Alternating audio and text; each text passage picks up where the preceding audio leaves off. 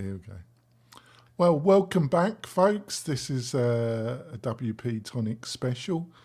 I've got a friend of the show, Spencer Forman.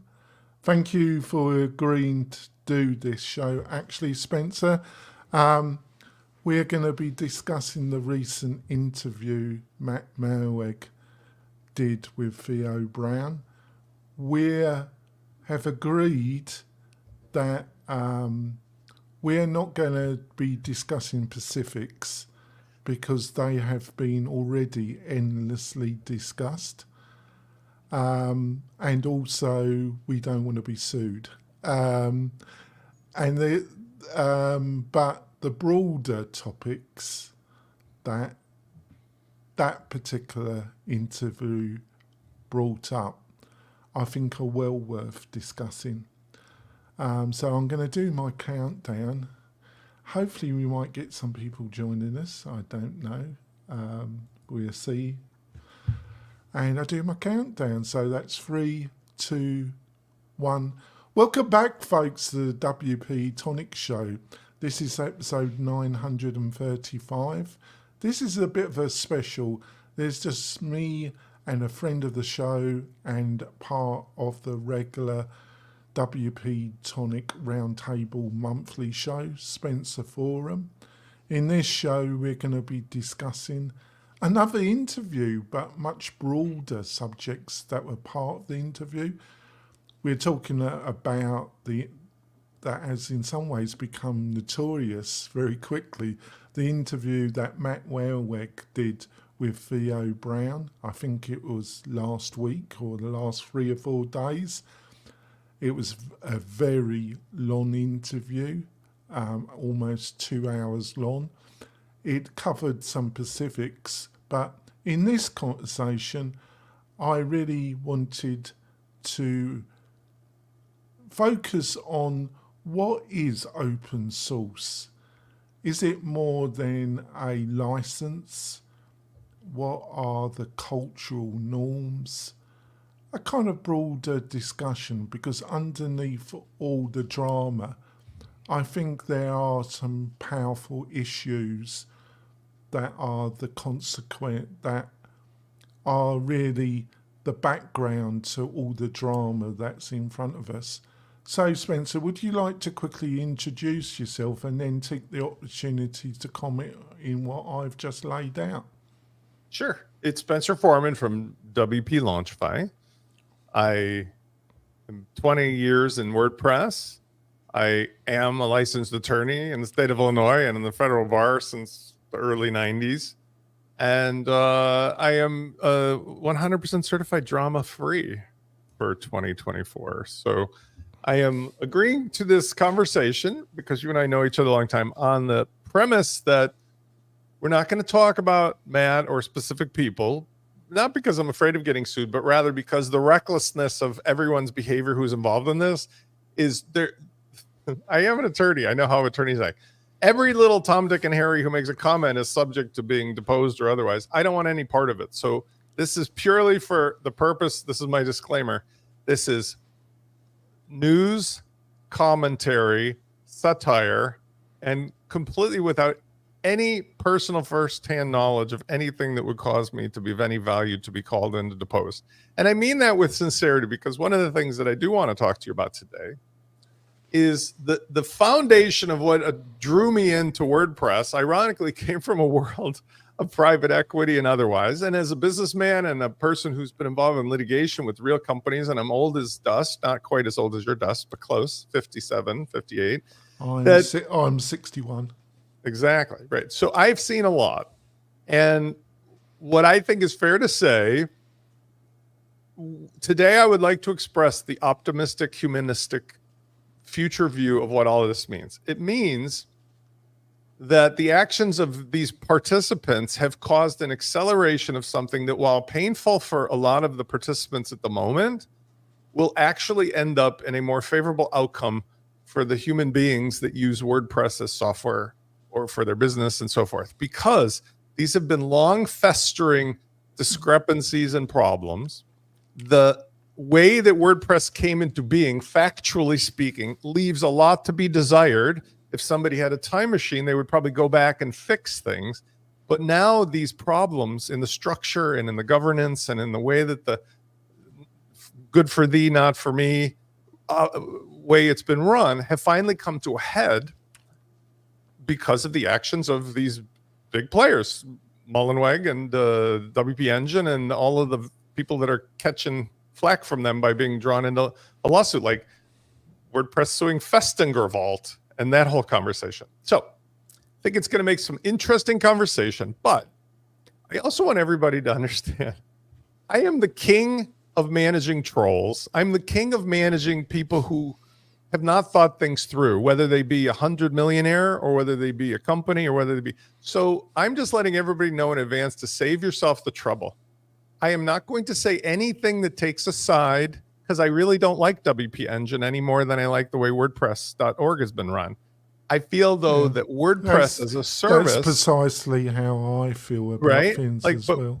But WordPress, the software, is the tool that I have staked my claim for better than 2 decades, and from which I derive my current how I spend my time as well as a part of my revenue. But I have no vested interest because I'm not working for anybody. I'm not employed by anybody. I don't have shares of anybody. I'm speaking purely objectively. So save your breath about telling me how awesome Matt is or how awesome WP Engine is, because they are both at fault at many levels. And they've just simply, as we'll talk about, drawn this wound to the surface.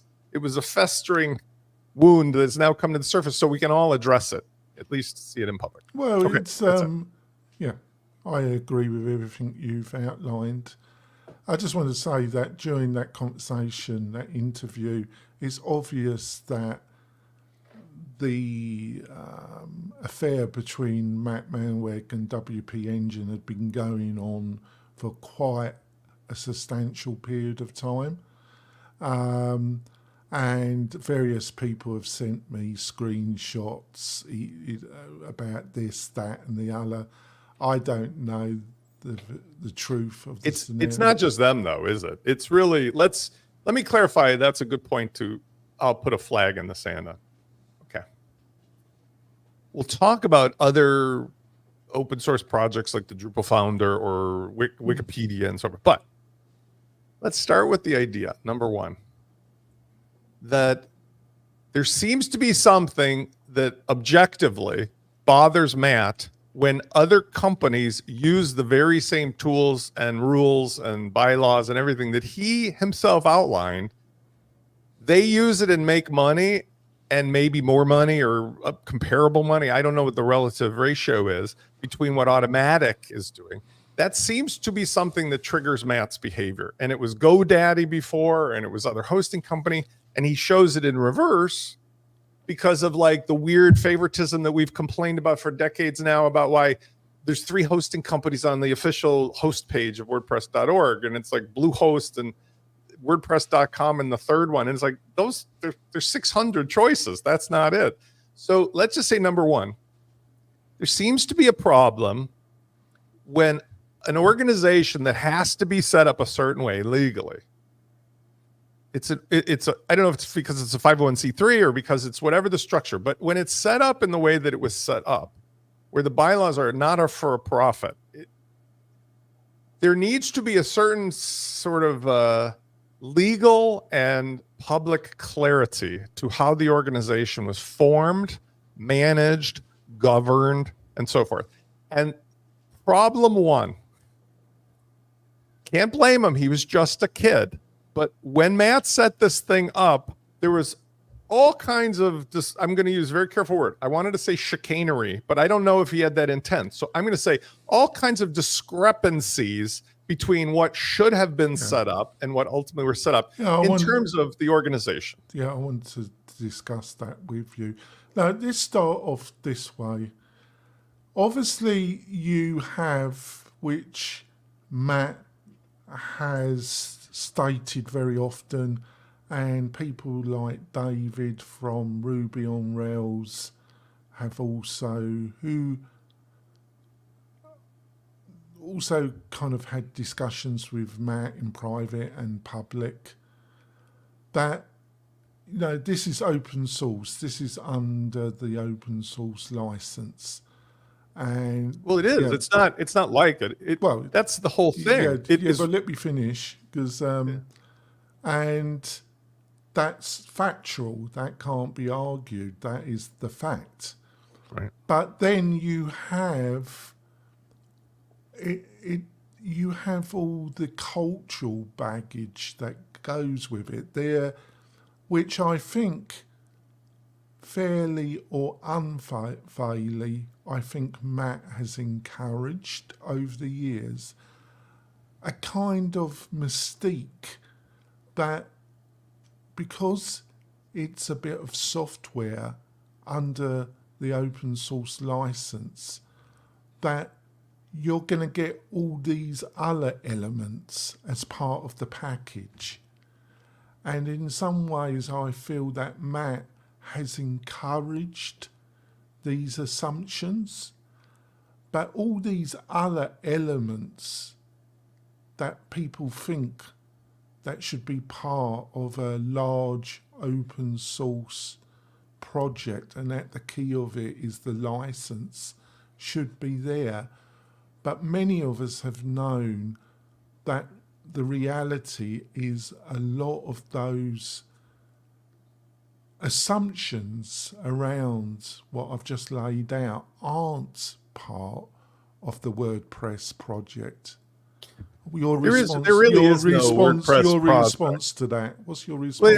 Okay. Let's break it down so people can follow our where we're at in this conversation.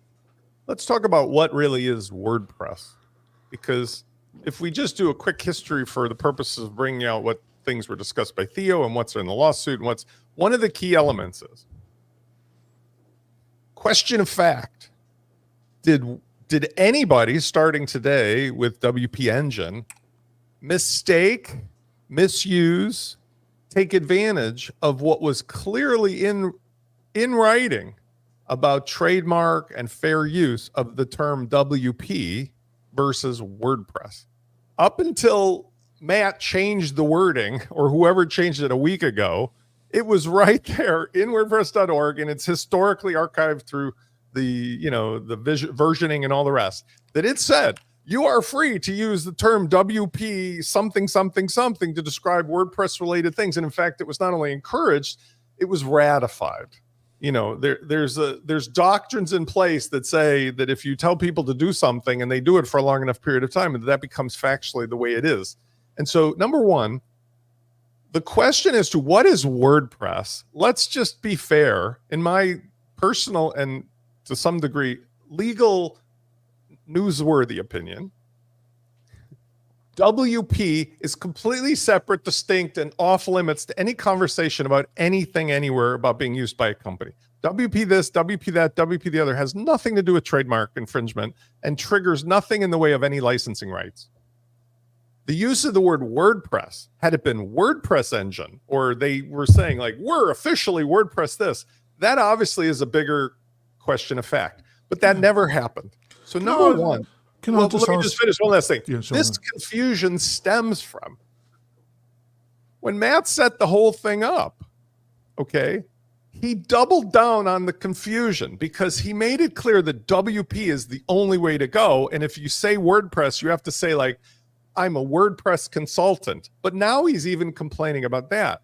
But where he really made this difficult with the WordPress.org and the WordPress.com, because had he followed his own objective rules, like if this was set up as a proper public company, like a 501c3 or whatever, he would have, should have, could have, for his own financial company, followed the very same rules that everybody follows, which is to say, he should not have ever had WordPress.com. He should have had Matt's hosting company that does WordPress hosting, but he did not. So the confusion and the problems stem from that very original thing that he set up as a not following the rules of corporate structure and then doing the opposite of what he's now claiming was a violation 20 years later by WP Engine.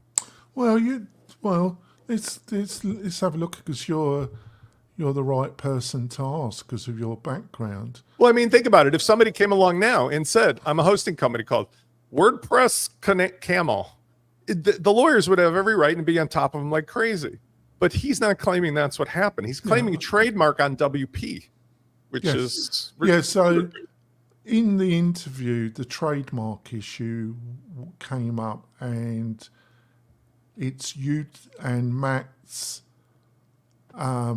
position that he's utilizing the trademark as a weapon because he is the defender of open source in WordPress, right? And because of that moral position, that gives him the right to utilize whatever legal tools. But that's a problem. Let me finish. That are available, right? That is not the legal. That's not the legal. That's the moral. But seems to be his moral position that he seemed to lay out in that interview, and he brought up that this argument around percentage, if you use a certain term on a web page or on a website or more than 14%, and then you have a survey, you can get a survey of normal users, and they say, and you get a result that they feel that a certain impression they get from a copy or a website, that enables you to take legal action. Is he correct, to the best of your ability, in those statements that he made? I don't feel that the legal case that Matt is pushing has any merit whatsoever. From reading the documents, that's your position. That's a strong position you're saying. My position is that if we break out the facts, break out the complaint, break out the actions of the parties, this is for journalistic and commentary only. My belief as a pundit is that his case does not have even a single count that will stand or be successful. And more importantly, the consequences of all this is that I do not like WP Engine at all. I've said to Jason and to his face, I don't like what it's become, because the way it offers its services, things are a whole other conversation. But there is nothing that I can see that they have done that in any way, shape, or form violates any of the complaint counts, offered by Matt Mullenweg's side of the case. On the other hand, Matt Mullenweg's actions subsequent to starting this whole thing, for some reason, I think WP Engine has grounds for a successful verdict or judgment in their favor. Well, I mean, he's gone outside the scope of what his issues were into doing things that are tortious, potentially, in inflicting harm on another company. I have sympathy for Matt in some ways. I don't know why. Well, what is he? Let's start out. Why does he need to do this now? Frame it in terms of that, because that's where I think we can meet in the. Why now? Why this company? Like, why Automatic is still making lots of money accordingly, and everybody seems to be really getting along with doing what they got to. Why now? That's the thing. What triggered him about WP Engine? Now, some other pundits have said that WP Engine was about to do something, and Matt caught wind of it. We don't know what it is. That's what I heard. Who knows? That's all speculation. But why? Like, can I just frame this also? Because I want to give you the, not interrupt you time. Like, you have a billionaire, trillionaire. You get two companies that are killing in the space. Why do they both have, like, Zuckerberg and Elon Musk, like, let's have a karate match? What the hell is wrong with these people, in the sense of, like, don't screw up your situation? Well, that's why I thought you would have this conversation, because it's around open source. And I don't think it is. I think it's about a personal thing now. Well, yeah, but why I thought we would have this conversation is the moral element of it, which Matt has really publicly described as the drive that gives him the moral and I'm looking for the other right word. High ground. Higher, kind of high ground. But for what? What was the thing that he claims that they did that was a violation of open source? That's the part I'm lost on. Well, is that they take a lot out. That's not the same thing, but they don't contribute much back. Now, I want to because there's been other open source projects that when you have a commercial element, and to be factual, this is only my insight into it. I'm not saying it's correct or wrong.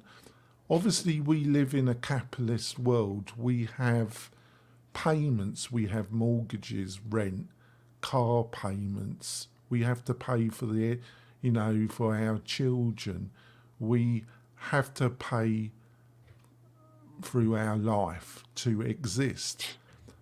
An open source project has to have, it can't live totally by, depending on the size and the scope of the open source project, it needs, when it gets to a certain level and a certain size, it needs income. So it always has some relationship to 21st century capitalism, hasn't it? It always has to negotiate its relationship with 21st century capitalism. I don't know what you're talking about, because let's talk about the facts as they are. In a theory, in a vacuum, what you're saying makes sense. So I'm not suggesting you're wrong. I'm saying, let's look at the facts. WordPress as a thing, the foundation of what it is really the software, right? The core. And then around the core is the ecosystem of independent companies by the mandate of the founder. I mean, he was the one who created the flea market and kept encouraging it versus, let's say, we're going to incorporate it into a SaaS service like I offer now and just say, this is WordPress to take it. All right.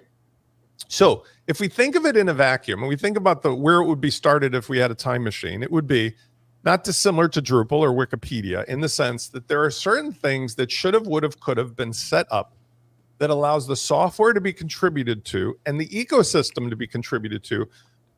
There was a suggestion of a thing called the makers takers score, which has been brought up 1 billion times. And that is to say, you get credit no matter what size or type company you are for things you do that are not just on some weird Matt made it up thing, what he thinks Five for the Future is. Because one of the things that's really wrong with Five for the Future and always has been, Automatic or some branch of whatever Matt controls are the gatekeepers over who gets to do what. So let's say WP Engine threw 5,000 people at Five for the Future instead of money or other things that are contributing, like, public publicity and just saying WordPress is awesome. They put 5,000 people ready to go. Guess what would happen? Otto or somebody else would just make them all sit in the lobby waiting there, twiddling their thumbs. And WP Engine would be wasting the energy because there's not something for 5,000 people to do. So it's foundationally flawed. Second of all, ignoring the ecosystem value of doing WordCamps and contributing money and advertising and marketing and goodwill. That's just nonsense. So the problem stems from the fact that the foundation or whatever it was set up in a confusing way, didn't follow standard practices, did not treat the founder and whatever his financial shell companies are set up as, I don't know what to call that structure where there's one owns this and one owns that and gives to this and takes it. That whole shell game of whatever that is, and I'm commenting as a pundit here, using that term, is different than if you go to the article, again, let's use the founder of Drupal, Dries Boutier, okay? And he talks about he set up Drupal with the governance and the credit for the things that you can do to keep the project alive so that the takers have a proportional throttle on them if they're not also makers. Whereas WordPress, we've been talking for years about the ironic do as I say, not as I do problem where WordPress.com and all the things that get put in are all in favor of Automatic and their investors at the expense of the rest of the community. And that it really puts a pickle on things when a WP Engine, who has the financial capability, is being told in a lawsuit, no, it's not good enough if you spend $5 million on promoting WordPress. It's not good enough if you hosted 1,000 WordCamps. Only thing that's good is 5 for the future, and you got to go through a gatekeeper to even know what that means. That's number one, the biggest problem, because that sets up the kind of king in the court gestures phenomena. If you don't make the king laugh, off with your head. And now there's this weird thing where he's taken on somebody who has an army, WP Engine, of money and lawyers waiting to come in and call him out on that behavior. And that's, I think, where we're in the problem as a community, because how are we going to get past this? Well, we're going to get past this by fixing this out in the open. So I have compassion for Matt because he is the joint founder of WordPress, and the 20 years that he has contributed to if you let me finish, please. No, but tell me, what's the sympathy for him? Saying, like, what do you feel bad for him for? He hasn't lost anything. If he had not done all this, I have sympathy because when I watched the interview, and I watched another interview that he did with another influencer in the code front end development / server area, he looked extremely ill and stressed out to me, and I would have a similar feeling to any individual who looked in distress and looked stressed out. Sure. And he didn't look well, and he looked extremely stressed out. So I have. How does that relate to WP Engine's action? Well, I want to get to it, but I feel he has damaged his credibility to such an extent that unless he is prepared to do some fundamental changes to the way that WordPress.org, the WordPress Foundation, and the basic governance of those two organisations are combined in a more example like Drupal or other open source projects, that his credibility and the credibility of WordPress will not be saved. I don't think it's ever going to be the same after this anyway. I mean, this is the genie coming out of the bottle moment. So what has been provoked, let's take everything you say for face value. Something is causing him mental and emotional stress. And as a human being, I empathize. Yeah. I don't know what it is, but it has nothing to do with what he filed the lawsuit for. He didn't come out and say, you insulted my dog, or, you know, you ran your car over my foot. He's coming out with claims and attacking a company in good standing. You may not like their product, as I don't, but like WP Engine is a model citizen of the WordPress community, with a few exceptions that I gripe about, like trying to turn the ACF plugin into something that breaks. But that's a minor infraction, not a, like, they have been the model of success. And Jason Cohen and Heather and the rest of the team there. Okay, now I'm saying, you know, like those videos on YouTube or TikTok where the tiny guy gets drunk and he starts swinging and annoying everybody, the women and the children and the little men and everything. And then along comes some big lunky guy and he tries to swing and it bounces off the guy's head and he smashes this guy cold out flat. It's over.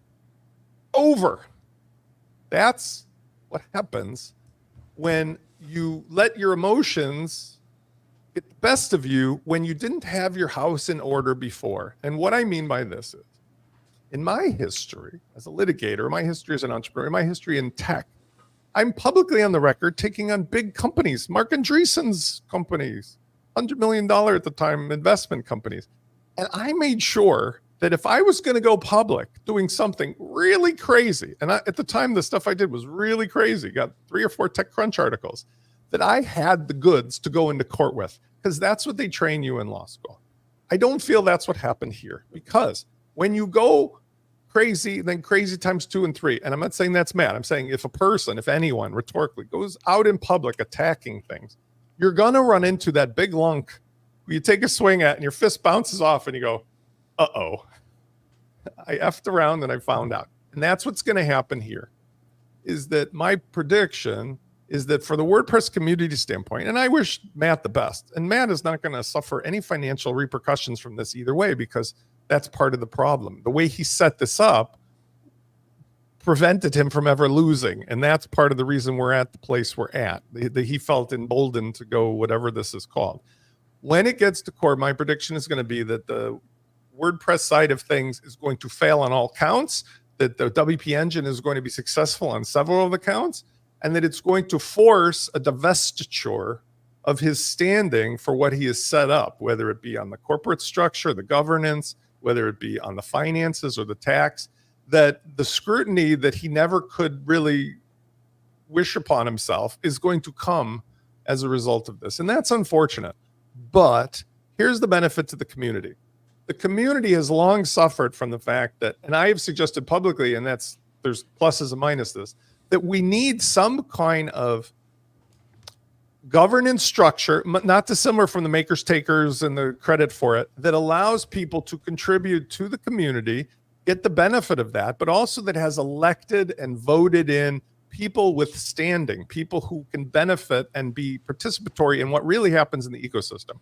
And I think that's where this is going to end up, is that when it gets divested from him or from the corporations or things that he set up, it's going to go into some structure that the courts will manage or monitor with an administrator of some kind that will set this thing up. And that's the positive of all this, because at the end of the day, guess what? He doesn't lose any of his financial standing. He can sit there and take the checks and be the guy that's the Colonel Sanders of Kentucky Fried Chicken, but he's no longer going to be, after this is done, in my opinion, going to be able to continue on with this do as I say, not as I do phenomena, because that's what I think the ultimate price is that's going to be paid here. Now let's look at some examples of other open source, because there's the example of DDH of Ruby on Rails, which then you have the example of Drupal. I don't particularly know in detail how Ruby on Rails Foundation is. It's a different structure than Drupal. In fairness, the simple way to say the two founders of Drupal, or let's take Lavelle. Nobody knows what Lavelle is. Yeah, but it's too esoteric. Drupal's fine. Drupal. They're two with two foundations based on open source with a very different culture than Ruby on Rails. Now, I don't disagree with everything David says, because he's extremely smart and intelligent, and also the company 39 Signals. 37 Signals. Yeah. But he's not my cup of tea. He just isn't my cup of tea, but he's done me no harm. But what does that have to do with it? What is your judgment on the company? Yeah, but it has two very. If you take the Drupal and you take the Ruby on Rails, they're both open source projects, but the way they are managed and the way the culture of those two open source projects are extremely different, aren't they? Yeah, but I would argue, okay, so I'm a big 37 Signals fan from day one, right? So what David and Jason Fried had created is from my backyard. I love them. They're complete individual personalities, and I don't want to say they're good, bad, or otherwise. They're like me. Yeah, but couldn't you say that about Matt? Yes, but here's what I'm going to make the connection on that. It's like Machiavelli, right? Is it better to be loved or feared? It's like, I hate to use historical figures, but pick your historical authoritarian dictator through time, including some of the presidents of the United States. They weren't dictators, but they looked really heavy-handed. Lyndon Johnson, used to lean in and pull his schwang out and like intimidate people. I'm saying Larry Ellison That dude is 80 plus. He looks like he's 50. He's paid for genetic modifications to be a time machine. He's hanging out with young people and nobody can tell. Compare him to Ballmer or Bill Gates or whatever. When people have this unique position of being a unique figure with a community, call it a club, a culture, a cult below them, they can be loved, feared, hated as long as they're consistent and careful and they look out for everybody below them. Steve Jobs was a maniac, but he had such raving fan people because he continued to amaze and dazzle and surprise, and his bold things made people feel like, get on board with wherever this thing is going. The difficulty is, like, when you look at Drupal and DHH, they're completely different. David is, like, for all intents and purposes, a miniature Steve Jobs. He's got a very smaller audience, but he is really smart, really on par, drives his race cars, keeps his nose out of everybody else's business, except he has very strong opinions about Ruby on Rails, Ruby, and he delivers the goods. So everybody can count on him that his products are like Apple. Drupal, on the other hand, is more like a farmer's market where Wikipedia and so forth. That founder, I won't butcher his name again, because I don't know him personally. It's Dries. He got out of the way properly from day one, like a 501c3 founder, a foundation founder is supposed to. He said, the rules are no different for me than for everybody. So when he made his for-profit company, he didn't call it Drupal.com, Drupal.org, like WordPress.com. No. What did Matt do? Matt did an amazing thing. He took this thing that Mike had created, Mike Little, and he turned it into this, like, everybody wants to paint the fence for Tom Sawyer. But where he lost us, starting with the thesis arguments and the other stuff, he kept revealing the cracks in his armor, his public persona along the way. And as the ecosystem grew to being hundreds and hundreds of millions of dollars, something was bubbling in his head that he couldn't keep in, and he couldn't funnel, like David, into we are the top company selling Ruby on Rails stuff. Like, I am the king. Larry Ellison, he's the king of Oracle, right? Like Mark Benioff, the king of all things starting with Salesforce. When you own the market and you're the founder, everybody looks to you like you're a genius. I think the nature of this problem is that WordPress got no respect. It's the Rodney Dangerfield of open source projects. And then here comes WP Engine, among other companies, GoDaddy before them, minding their business, following the rules, making a killing, maybe not so fair to their own customers about what they're saying and doing, but they can take flack from people like me and handle it just fine while they're going to the bank. But something caused Matt to be triggered, almost like a competitive thing. Like, well, I'm not. I don't. I've been told the things, but I don't know how true they are. But now, you see what I mean? The difference in how they're running is that obviously you've got a hard break, so I want to keep this moving. Some people object to the prospect of a more traditional structure for WordPress because they say it will end up as a project run by a committee. I don't really follow that because I feel you could have a CEO.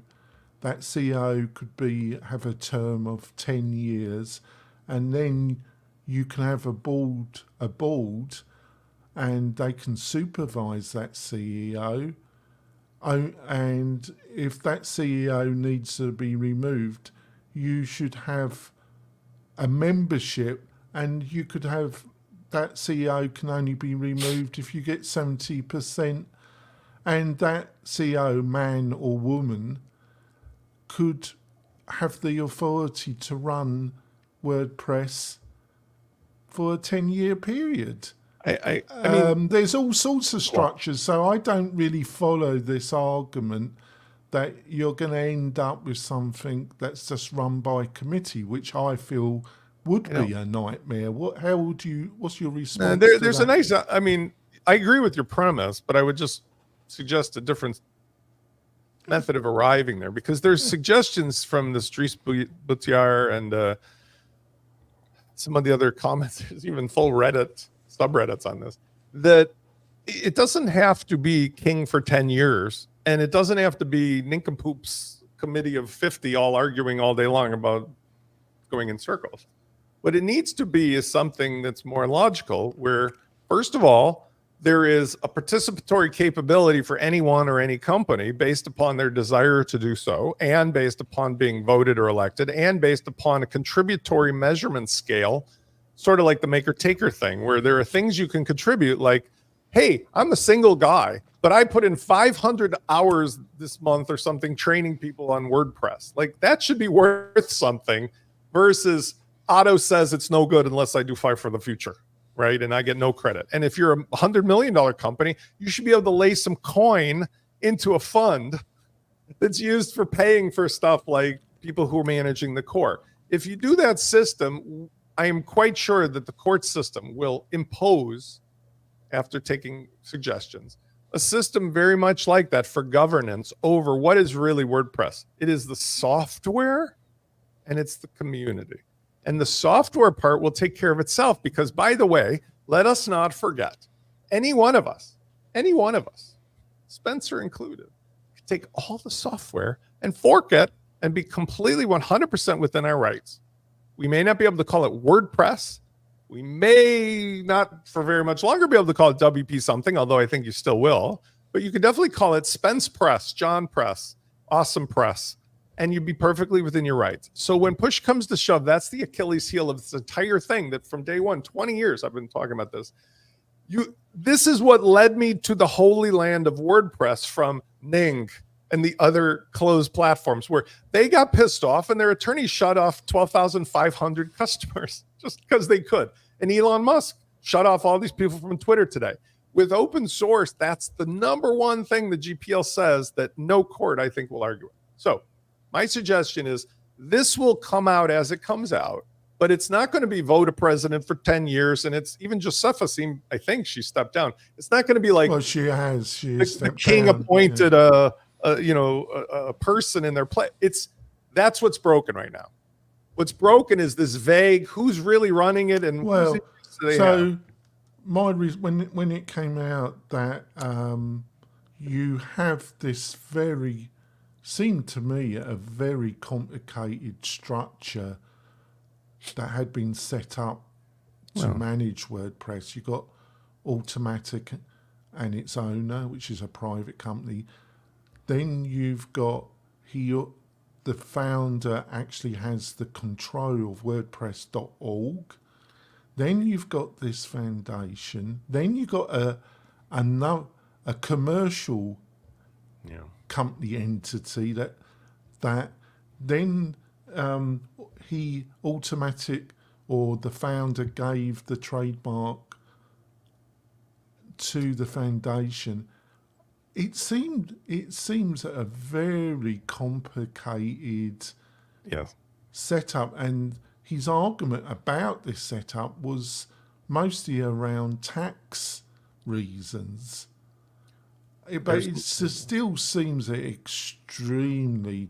But I'm no expert. What was your response when you heard about how all this had been set up? It seems extreme. Well, because this is what happens in court. Like, people who've never done, by the way, nobody should try for this, but nobody who's ever been a participant or a litigator in trial, federal or state, understands how ridiculous things get. You can see it on TV sometimes, but when I do deals, complex deals, I go, you have my word. Or if you want to write it on an email. People go, I need an NDA. I need a 40-page contract. I need this. I need to prove. I go, do whatever you want. Because I've been to court as a litigator and as a participant. And you know what happens?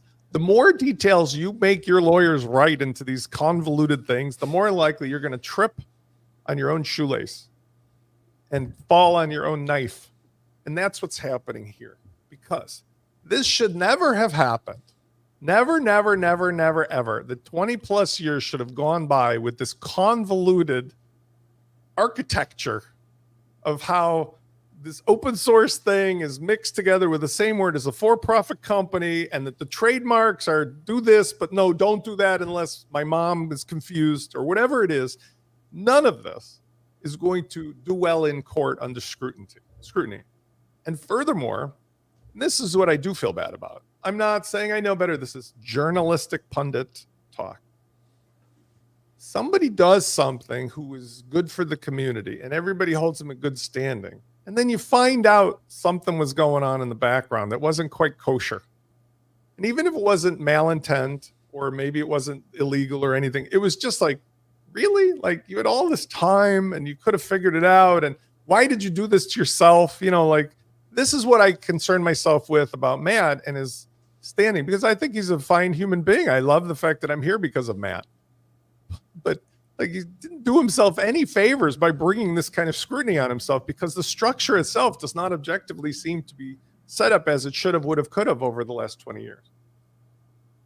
These behaviors that are referred to by this web of logic are not the problem, but they're indicative of a perspective that has lost touch with the bet that is on the table of, remember, who is he taking swings at now? He's not swinging at little people and kids and women and stuff. He's swinging at some big lunks now, and he's doing really not helpful behavior to demonstrate that he's objectively of sound mind and principle here, because the things he's doing are I think people. I would like him to still be actively involved in WordPress. How would that change, by the way? Let's talk about a hypothetical. Well, I was just about to lay it out to you, actually. I think it would be great if he was chairman of WordPress for life, but he would have to give up ownership of WordPress.org to the foundation, and they would have to be proper audience and open source governance of that organization. Yeah. You're shaking your head. So I'm shaking my head because, like, here's an example. Jonathan Denwood, it was found out, has been pouring toxic wastes from his factory into the drinking water of the local school system, knowingly, for 20 years. Okay. He gets found out. They say, Jonathan, we're going to turn off your spigot and you have to say you're sorry and everything else. Now, Jonathan is the president emeritus for life of the school board. Like, you can't put somebody's credibility in the public persona back in the bottle. The actions that he has taken this last week or so and continuing with these things will forever impede his ability to be seen as an objective, benevolent leader. It is pure Machiavellian. Okay? He has now placed himself in an adversarial position against good standing members of the community and demonstrated, everybody look out. You don't know when you're next. Neutering his capabilities and leaving him in place as a figurehead is pointless. He needs to be given a graceful way to benefit for all of his hard work and effort. And he will more likely than not, this has nothing to do with Spencer Forman. I have no say in this, I promise you. He will likely be forced by a divestiture of something into some kind of position like that, not as a figurehead, but rather as, we will retire to a graceful place and you get all the financial benefits, and I'm sure you'll have great speaking opportunities, but that this has, I think, caused a bridge too far to be crossed. Well, I slightly disagree with you there, but you might be totally right. I'm just making a prediction. If I can finish. By the way, Jonathan, I know that it's two of us, and I know that I'm not trying to be interruptive, but you don't have to keep reminding me, because it's not that we're not having a discussion. We're having a discussion like if I was having a beer with you, and we've known each other 20 years. So please, I'm not trying to interrupt you, but if I want to add a thing in there, just let me say the bloop and it will be easier. We've talked about this before. Like, you and I are discussing something we're both very passionate about. So let's have a real... Sure, fine about it. Well, you know, I interrupted you quite a bit in the round table. Which is fine, you could. In the round, so that's why one of the reasons why I wanted this discussion, to give you the opportunity to express your ideas, and because of your background. I will try to restrain myself. I'm sorry for that. And because of your background, your legal background and your business background, and to give you total credit, you were prepared to have this conversation. A lot of people were very nice to me, but because of the situation, they just didn't want to be part of this conversation, and I could totally understand it. I think we've had a very insightful and fair conversation, and Well, nobody could say that we have been unfair in this it's fine. conversation. It's right, because we only have 9 minutes. Go back to what you were going Yeah. on, because I'm sorry for interrupting you, but we only have 9 Yeah. minutes, and I have a Yeah, hard sure. stop. But I don't Yeah, wanna cut- I feel that unless he acts decisively and gets this matter settled in the next week to 2 weeks and comes to a settlement with WP Engine and does a lot more than that, the outcome will be what you have just outlined. I do agree with you. Where I disagree is if he can find, if there's anybody that has real influence with him, his legal counsel, whoever it might be, and he needs to act extremely quickly and act probably further than what he wants to. In my opinion, it could be retrievable for him to some degree, but I do agree with you. If he doesn't do any of the things, in my opinion, that I have laid out, I think the consequence will be what you have laid out. I mean, there could very well be an intermediary ground. So what happens in litigation more often than not is you get up to the day of the trial, you even get into a trial, and then the parties settle. So let's just say one side wins through a litigation judgment, or if they have a trial, a verdict. The other way is that the settlement happens because the two titans clash and they work it out, like the longshoremen's thing on the West Coast this week. I think, though, it would be very difficult for the community to heal from what has been revealed, from the unnecessary, in my journalistic judgment, actions that did not represent support for the legal arguments he was trying to win sympathy or legal justification for. In other words, people who have their trademarks violated that are running a for-public company or even a for-profit private company, they do not go out and publicly do things that are contrary to the claims they're making the other party is doing wrong, right? Like, don't double down on doing the same wrong thing that you're claiming is the reason you're suing somebody or arguing with somebody. Oh, can I say something there? I totally agree with you because I just don't understand why Matt can't see the contradictions. See, the Five for the Future was always bound to fail, in my opinion. But where's the legal ground for that anyway? Like, there's nothing that requires Yeah, five. I'm not going to remark about the legal side. What I mean, why I felt it was doomed to fail, because I said on somebody else's YouTube podcast that I wouldn't contribute 5% of my time. They wouldn't take your 5%. That's the problem. And I got really, some of the people we know in the community were part of that discussion, and straight away they said, well, I'm going to contribute 5% of my companies. How many shows do you have, by the way, Jonathan, in support of your effort? Like 500 plus shows, right? 900. Now, okay, so let me support what you're saying. And you have 900 shows, WordPress promoted underneath every single show. It's like, this wouldn't exist without WordPress.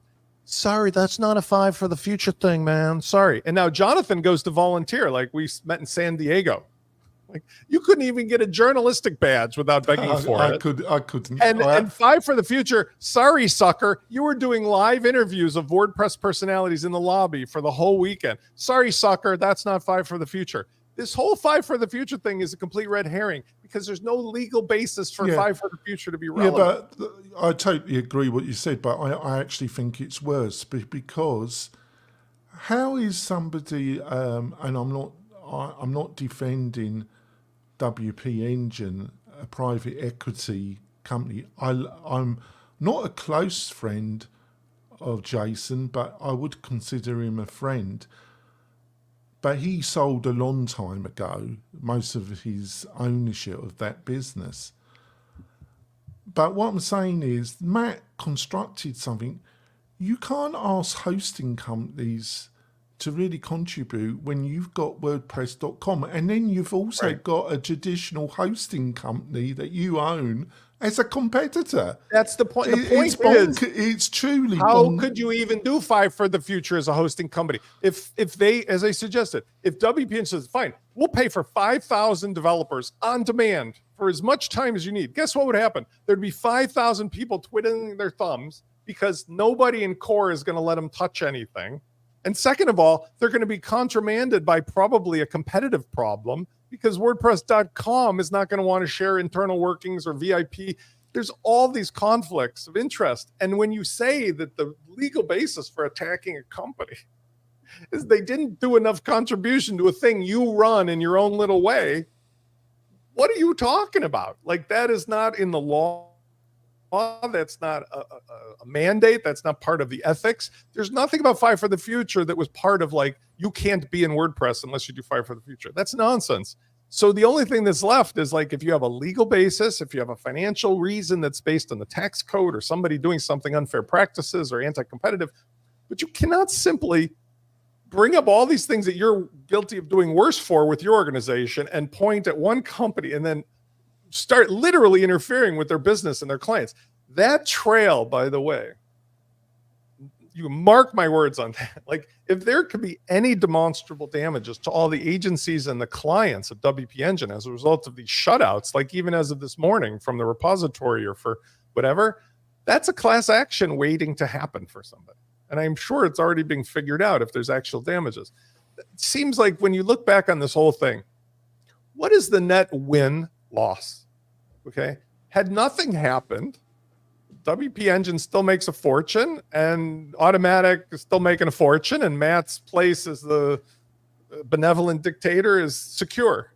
He goes and does this, and now it's like all in at the the World thing Series of I would Poker. say, I totally agree with everything you said, but we also got to remember, though, the private equity company that bought WP Engine, You know, they've got to make this a lot more profitable.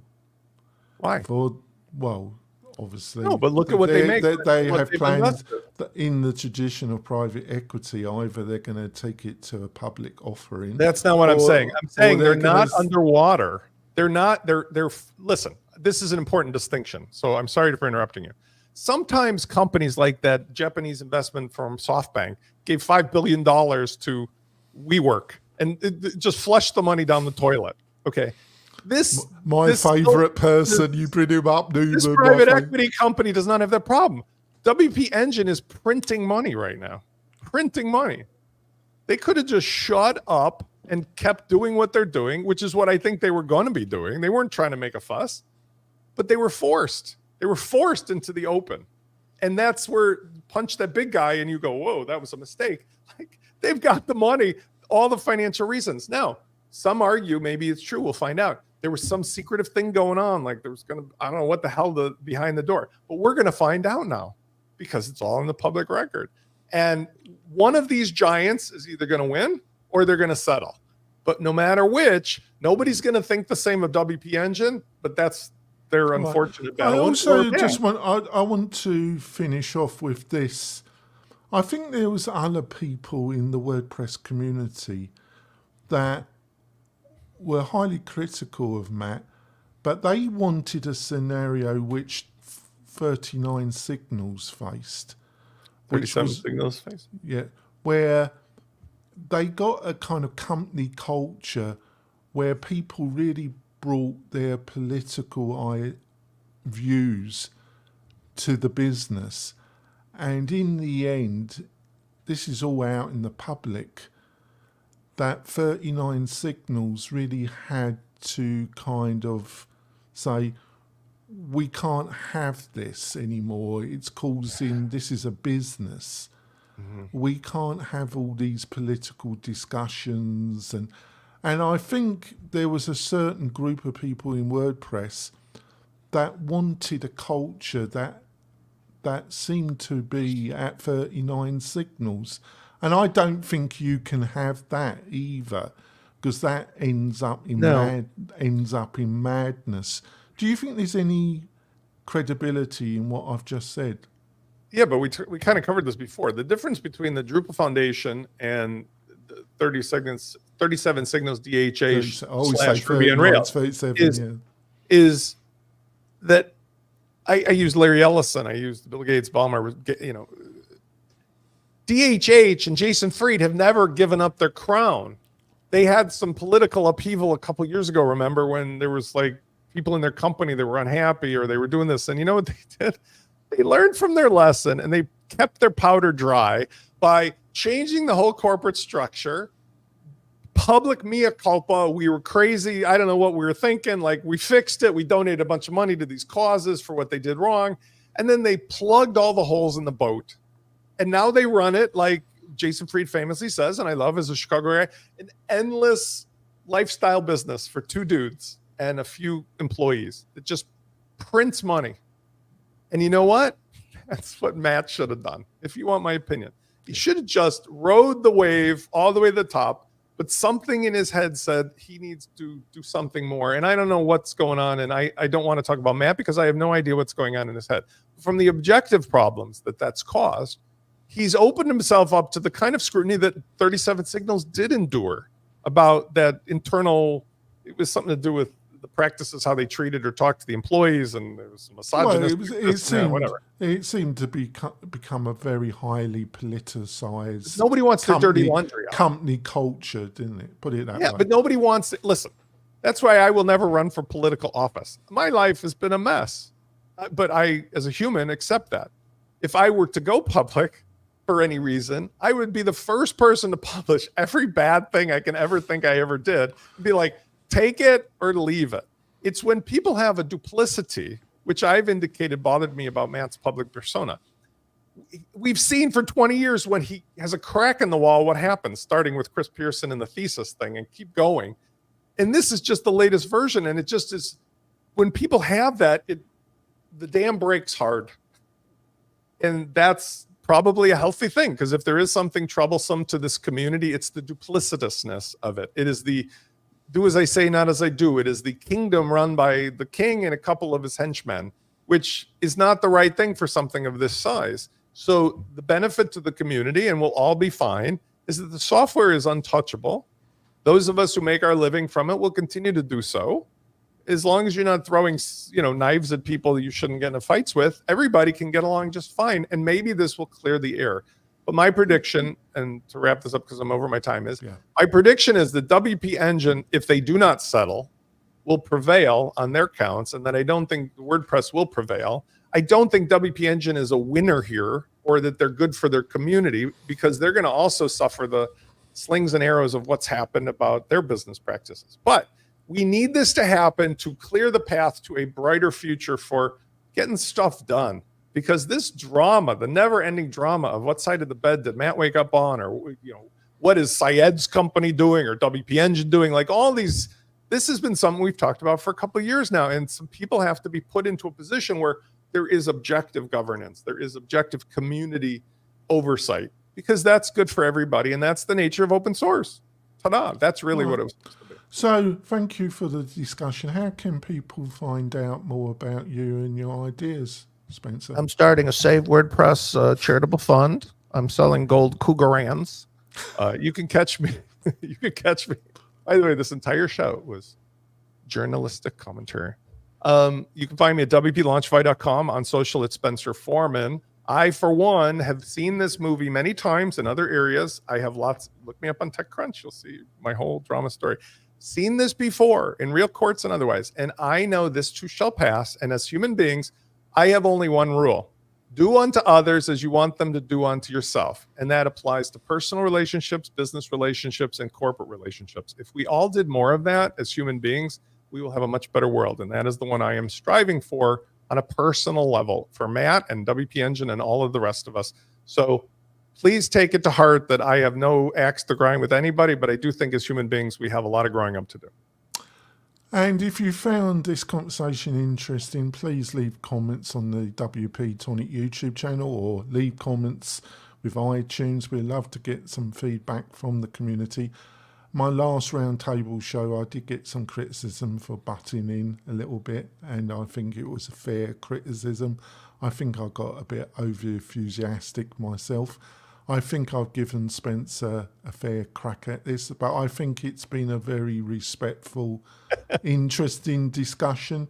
And I don't think anybody could have any criticism of the discussion that we've had in this show. Oh, it's fine. I mean, you and I people don't know, you and I spent years doing shows together. So we're like an old married couple, like the Odd Couple.